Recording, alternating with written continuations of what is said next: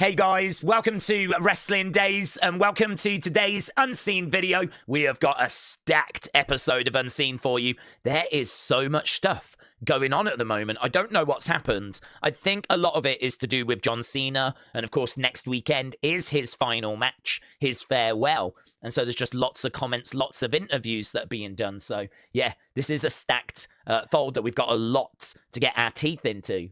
So here, John Cena said originally he wanted to do 226 dates during this retirement year, right? He said the plan originally was to do a full year, and that shows my ignorance of the business because I wanted to do 220 dates. Just take the year off from everything, hop on a bus, do a full calendar, and say goodbye.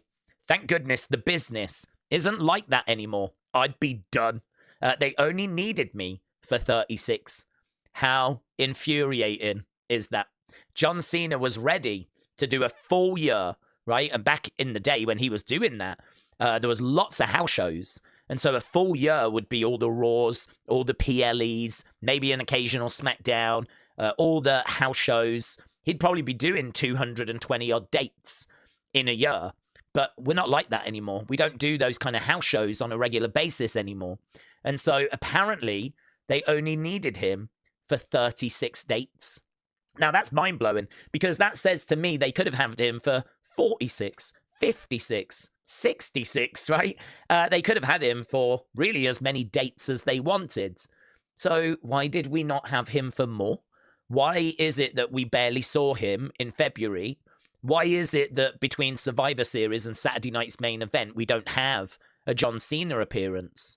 Why is it that we had him on the road to WrestleMania, but we largely wasted those appearances? You know, why didn't we have him more? And then we could have told bigger and better storylines with John. You know, we could have done more with John this year. I mean, I don't have the answers for that. I really don't know. I mean, I'm guessing the, 36 dates, they had to pay him X amount. If it was going to be more, then of course it would be more money.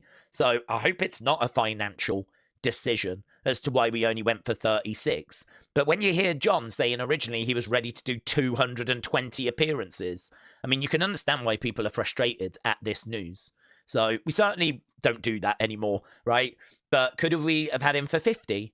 Maybe got another 14 appearances, used him in February, had something between Survivor Series and Saturday night's main event, Maybe used him on a few more shows as we were building to SummerSlam.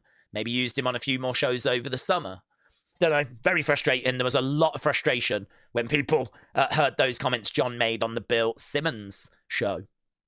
Here's the merch. Johnny, thank you. So this is John Cena's final merch. That is going to be his final shirts, cap, all of that stuff for his very last match. I would imagine this is going to absolutely fly off the shelves, right? I'm very surprised, actually, that it's not like gold or something. They've just kind of gone with what looks to be kind of DC-type colors. So I'm quite surprised it's not something like gold or something like that. As I said, white and gold would have been quite classy. But there we go. That is his final merch. There's obviously going to be a lot of old shirts that get re-released and a few other kind of fun bits. This is one of those fun bits. WWE has released a t-shirt that features all of John Cena's 2025 attires in the form of trading cards. So it's like lots of 36 trading cards, and each one is a different picture of John in the shirt that he was wearing for all of his different dates. So that's a pretty fun shirt, that one. That is a pretty fun shirt. So, Miss Clown, thank you. And of course, we know what John Cena's last match is going to be. We found out on SmackDown that it will be against the Ring General, Gunther. And there is the graphic. So, the official match graphic for John Cena versus Gunther next week at Saturday night's main event, the final match of Cena's career. So, that graphic, drop in. John Cena just on Joe Rogan tonight actually addressed the complaints of his dad, right? Because you might remember we looked at that. John Cena's dad not happy that Gunther is Cena's final opponent. Cena was like, he said some shiz yesterday that like, I don't think John's last opponent should be. And I wanted to call my dad and be like, what the F are you doing? Right? Cena not impressed with those comments from his dad. He would go on to say, but that's just him. And I love him for that. So, you know, there's no real heat there. There's no real issue or any real problems. But interesting that Cena's first reaction was, I wanted to call him up and say, what the F are you doing, right? So there we go. That's Cena's reaction to his dad's comments. Right, Cena said he called Triple H to tell him he didn't want a tribute show, and he pitched the idea to have NXT talent against main roster talent on his retirement show, right? He said if we did a tribute show, it was either going to be too much or too little, right? So people would either want more of it or less of it, and he didn't think that it would be quite right. So it was like, let's do a showcase instead, where we get people like Punk or Flair, right? And they can have non-canon exhibition matches with the future of the business. Bring kids up from NXT. Get them in the building with real noise and real energy. Let them under the bright lights, maybe, just maybe, like, I want to be here. And they get to wrestle people with experience, wisdom, and in a non-canon exhibition match with nothing on the line. It's just a chance to hear the music of your favorite superstars against somebody you've got no idea about. And he said it was a great idea, and they're going to do it. I've no clue what the plan is, but I know that's how I want to go out. You know, it's interesting because Cena is obviously a massive star. I get the impression that Cena doesn't really watch NXT, probably doesn't have time to watch NXT. But NXT obviously gets good viewership, and there's going to be a lot of people that will know who those stars are. But then also, there's going to be a lot of people globally that don't. You know, not everyone watches NXT. It gets less than half the ratings of, say, a Raw or a SmackDown. So, you know, this is lovely from John, just to give some of that spotlight to that emerging talent. And that was kind of his thought process as to why he wanted to go that way. Okay, John Cena talking about Vince McMahon. This was on the Joe Rogan Experience. I would like to think that time heals everything, and I believe in forgiveness. I also believe in looking at the body of work, but I also know there is a lot of fragile stuff going on there. I've learned to become a little bit more accountable for what I say. And just because I feel a certain way about a person doesn't exonerate them from being accountable for their actions. Just because he did start all this gangster shiz, that doesn't mean he doesn't need to be accountable for his actions. So let's figure out what that means, and then figure out if we can move forwards and bring that back in the fold, or if it stays the way that it is. A very sensible answer there by John. You know, a very sensible answer. I would imagine that's something he's probably thought about in advance. So there we go. John Cena talking about Vince. This is kind of interesting. So John Cena says that in the early days, he was young and not really giving everything to the film projects that he was a part of, right? And so I wasn't fully invested in it. And he said, I got this run in the movie business. I did so many shiz movies like 2009, 2010. His agent at the time, he was like, we're never going to do films again, are we? And you know how the agent is meant to pick you up. He looked at me dead and he goes, no, we'll just find another way, though. He was being honest. We were ran out of town, but we did find another way. So John Cena saying that a lot of these movie projects he was doing in like 2009, 2010, a lot of that stuff with WWE studios, he wasn't fully invested in, and they weren't very good films. And it kind of was a real problem for him because it kind of ran him out of Hollywood. Kind of was not a good look for him, right? There wasn't people knocking on the door desperately trying to get him in their projects. And so they knew they were going to have to find another way in. And he says we did. So very, very interesting comments there from John in regards to his movie career. Okay, the current feeling that the chances of Vince McMahon attending John Cena's final match are increasingly unlikely. It's not impossible, but it is unlikely. That coming from Brian Alvarez of Wrestling Observer Radio.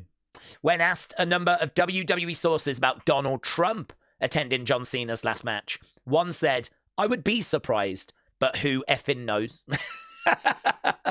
That coming from Fightful Select. So that's what someone in WWE has said about the idea of Donald Trump actually appearing at John Cena's final match. Okay, I think we can move on to some non-John Cena things now, which I'm sure many of you will be pleased about. Okay, Brian Alvarez said several big NXT call-ups are expected in the next month or so. And oh, do they need them? They really need them. There feels like some massive gaps on that main roster that really need to be plugged. So, yes, very exciting. I don't know if that's going to be thanks to the Rumble or thanks to a draft or thanks to just a random call-up or what we're going to do. Maybe we're just going to drop surprises throughout January or something, which would be nice. That would make Raw and SmackDown quite exciting, never quite knowing who's going to show up. So that could be fun. So, yes, loving this one. That's great news. Okay, Wrestle Purists reporting this from Wrestling Observer newsletter. So, as first reported by Wrestle Votes, the current plan for the Royal Rumble is that it's going to be a 4-match show. There'll be 2 title matches and 2 Rumble matches. The 2 matches are not finalized, even though it's just under 2 months away. So that's really interesting. That's obviously shockingly similar to Survivor Series, where we had the 2 War Games matches and we had 2 title matches. We had Nikki against Stephanie. We had John Cena against Dominik Mysterio. So it seems like that's a bit of a template that they want to go with for Royal Rumble as well. Okay, on this one, again, Wrestling Observer newsletter. So it's been confirmed that Cody Rhodes Roman Reigns match for the WWE title is in the plans, although not necessarily at WrestleMania. So this is an interesting development, okay? Seth Rollins has talked about wanting to wrestle at Mania. It's been said this week that it is a possibility, but it's just too early to determine if that can happen. So we know that Seth is apparently on track in regards to his return, and we know that he was targeting February for coming back, right? Apparently they're saying it's a bit too early to determine if he'll make it for a match at Mania. I mean, right now I'm thinking things are looking pretty good, but this is really interesting. Cody Roman, they look to be on a collision course, but maybe not necessarily at WrestleMania. I wonder if we could do that at the Rumble or Elimination Chamber. But if we do that, then what would that mean Cody would be doing at WrestleMania? It's very interesting. And I know what people are going to say, oh, this was mentioned the other day, that was mentioned the other day.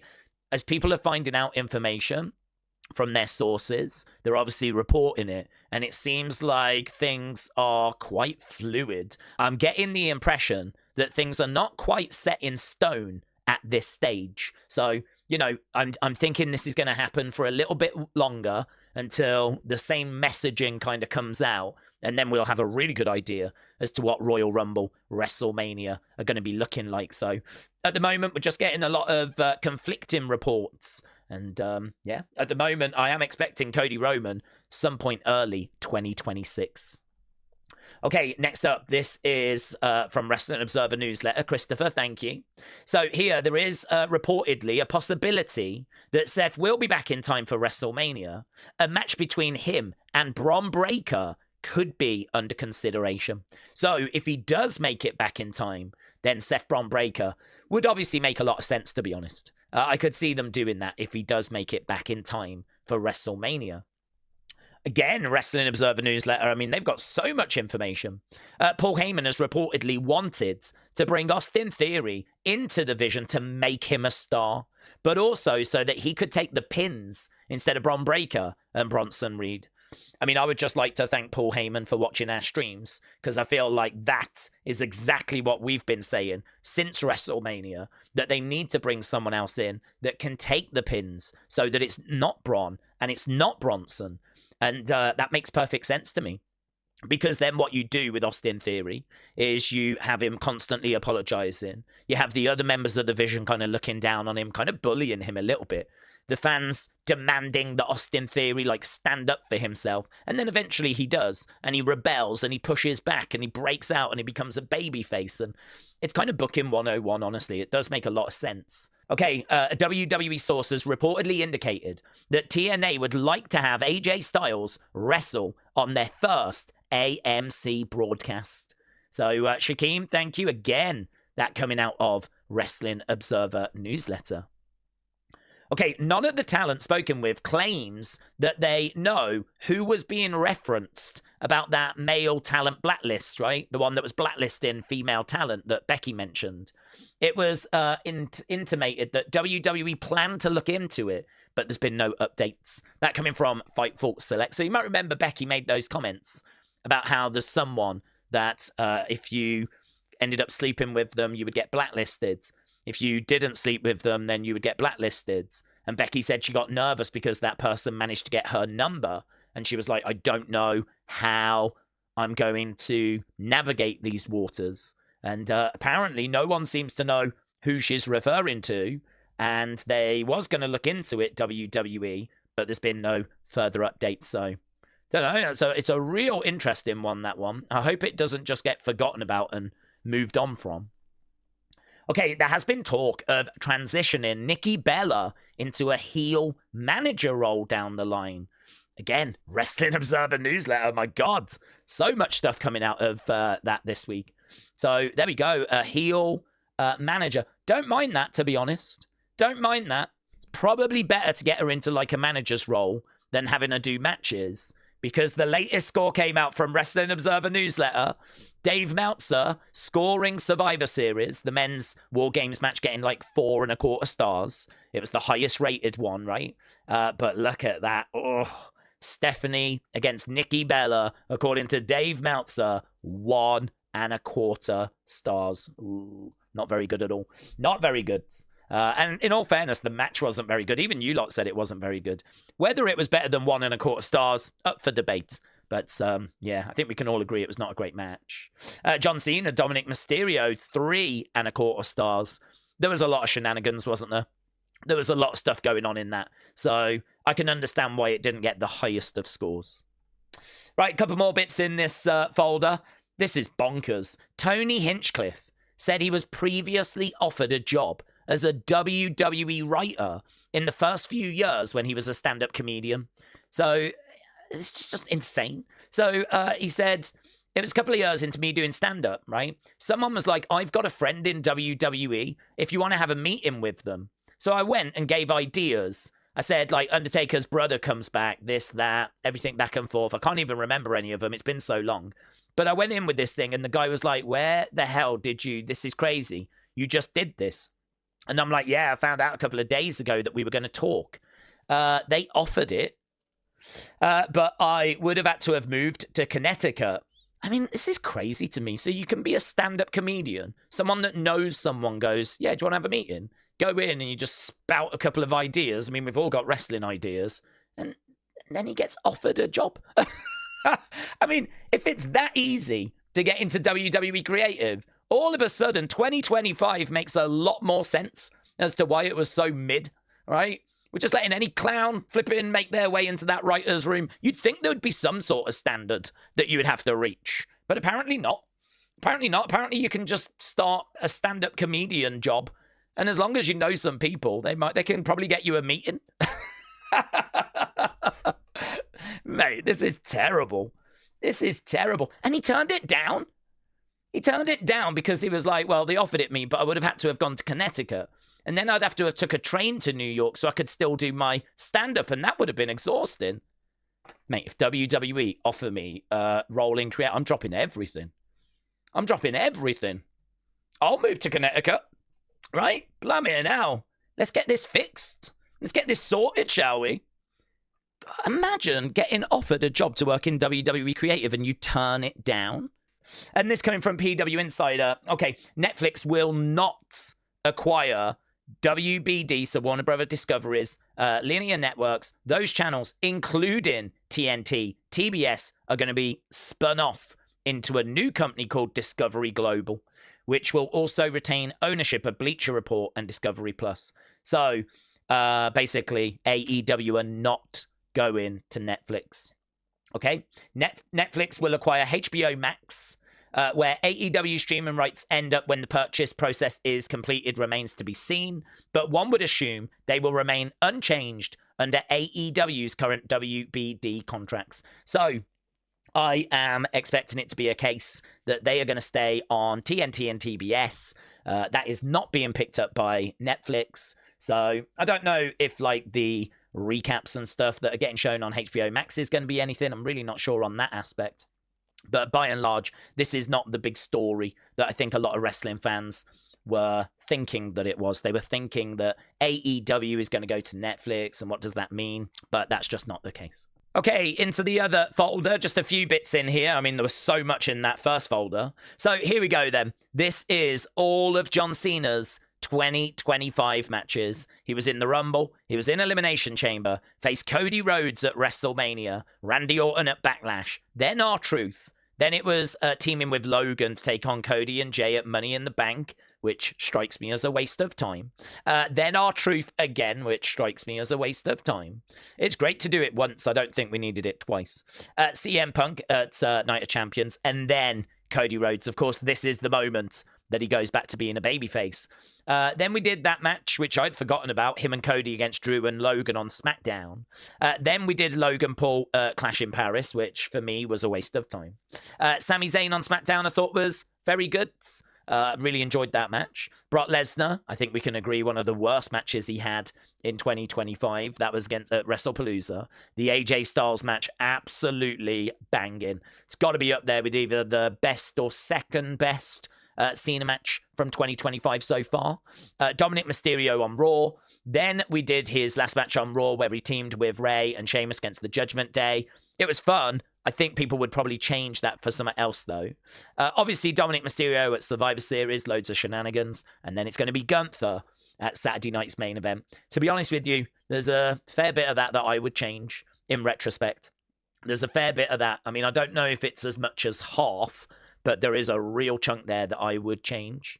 So, don't know. It's going to be very interesting once it's all done and the dust has settled to ask you guys what you would score this John Cena retirement farewell tour. I don't know yet. Let's see how the Gunther match goes next weekend. Okay, many congratulations to Stacks. I believe Stacks has picked up victory and is a new champ. And also, the new International Championship is now in the hands of NXT. Stacks picking up the victory. Robbie says, and new. So, appreciate it, buds. Also, we've got this. The Righteous arrived on TNA. And I'm only mentioning this because The Righteous, a lot of people wanted them to come to NXT. Well, they showed up on Friday night at TNA Final Resolution. So The Righteous over in TNA. Of course, that does mean they can feature in WWE. They will be able to appear because we've got that relationship. But it looks like they are officially TNA wrestlers. Edward, thank you. Appreciate it. Felix, thank you. Here's Bianca Belair saying an injury update. It's getting fixed. Miss you guys too. So that's the latest from Bianca. She's saying that her finger is getting fixed. I think this was like a Q&A that she did over on Instagram. So it's getting fixed. Miss you guys too. So hopefully we get to see her around the Rumble. That's kind of what I'm expecting. Johnny, thank you. Here's some footage of Iyo. She is receiving her blue belt at the dojo presented by Shayna Baszler for all the hard work that she's done. She deserves it. There's Matt Riddle as well. So Riddle is there. And there's Iyo receiving her blue belt. There's Riddle giving her a helping hand. So very cool. And it's Shayna Baszler that's putting it on. So, yeah, very good. I didn't even know that she was going and, learning these kind of skills. So, very, very good. Right, Shakeem, thank you. So, NXT General Manager Ava says you won't want to miss NXT Deadline. I promise you won't want to miss this. I don't know what that means. I mean, I'm not aware of anyone that's coming in or anything shocking or anything. So, don't know. I mean, it is the last PLE of the year. Saturday night's main event doesn't really count as a PLE. So it is the last PLE of the year. Hopefully they've got something juicy planned, something exciting planned. We will be doing the watch-along for that later on today. Right, Hannah, thank you. So Shawn Michaels told The Express that Ren Sinclair is going to have a breakout year in 2026. He was full of praise for Ren Sinclair. He was like, she's great from a creative standpoint. She can do anything. She can do the comedy stuff, the serious stuff. Like, she's great. She's going to have a big year in 2026.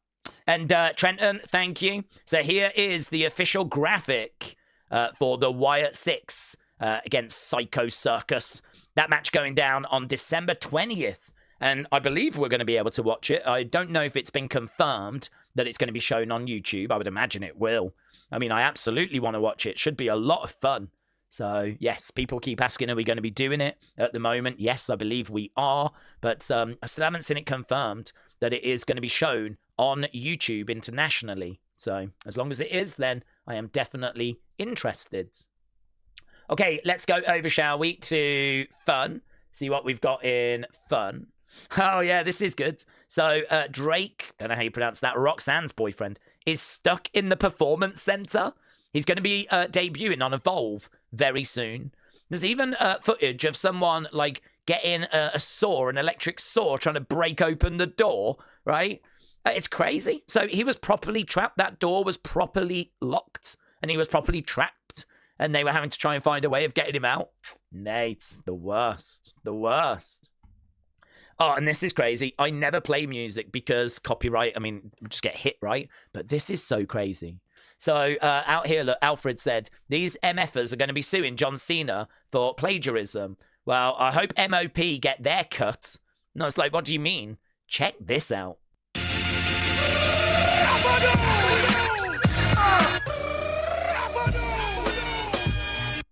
Dude, it's the exact same vocal bit and beats and... I mean, if you think that the horns have been taken, and then you think this has also been taken, I mean, the whole thing's just a rip-off. John Cena's theme is a lie. I don't know if, like, they had to pay MOP to kind of get the clearance to use that sample from Ante Up, right, at the start. But the crazy thing is, I'm pretty sure this video is going to get hit with copyright. But yet John Cena isn't. Where's the justice? Right, let's go community, shall we? I've got a couple of bits just to take a little look at. So here, love you, Rascal. Look at this. Wonderful. Said Days, my friend, here it is. Original and played with from the Attitude Era. My brother Vincent and I dug this up from the storage so that we could display it and share it for all. Scott Hall Street Rod from 1998 with Marvel licensing for Hogan and WCW. Look at this. Look at that. That is so good. All in the original packaging as well. That is nice. Limited edition. Lovely. Look at this. 1998. I'm here for this. Let's have a little look. Look at those Nasty Boys figures as well. They're great. Love those. Really good. I like your display as well. The way you've displayed it, really nice, really smart. And up there, we got a couple of items. Signed item at the back there, Mr. Ass. Yeah, that looks really good. That looks really, really good. So, love you, Rascal. Thank you, my friends. Very smart. Here's Dean. Said, look what I got. I got the blue strap, Big Eagle. It's nice, isn't it? That is a lovely looking championship. Blue strap as well. Classy. Very good. Dean, thank you, my friends. Here, Tony said, my other new shirt I got during Black Friday. Jacob Fatu. You should be coming back soon, hopefully. I mean, we still need to do that whole who attacked Jacob stuff, don't we? Like, it's going to be a big focus when he returns. I've got no doubt about that. So, yeah, really nice shirt. Tony, hope you're well, my friends. Very, very good. Very cool. Okay, we've got some thank yous that we need to do as well, right? So here you can see we've got loads more of those people that had the Wrestling Days channel as one of their top channels. So appreciate it on YouTube recap. So I have responded to people and said thank you, but I'm going to do some shout outs. So Guzma, Drew, Hot Tag, that is Che Y, Ashma, Creature of the Night, Matt, Rusu, Daryl, Harvey, Netforce Technologies, Jay Baker, Austin, Black Ice, Alex, Steve, and Martel. Big thank you, my friends, for all of the support. And we got more thank yous. We got Wrestling Void, Carr, Referee Jimmy Dillon, Elite Pro Wrestling Forum, Elite Pro Wrestling Forum, Huddle Talk, Armando, Wrestling Void, Sweet Chin Wrestling, Wrestling's Biggest Fan, Chris, Silverback, Claire Webb, Steve Munson, Michael, Tyler, Jeff, and Raymond. Appreciate all the support. You know that. Of course, we are back later for NXT Deadline for anyone that wants some Saturday night wrestling. And hopefully it is going to live up to that hype that Ava was giving it. Hopefully that's not another Triple H epic kind of situation. But yeah, looking forward to it. We will be back later with that. And of course, next weekend, John Cena's farewell match. Amazing. Lots coming up this side of Christmas. So appreciate the support as always. Have a great weekend. I'll see you again next time. Bye for now.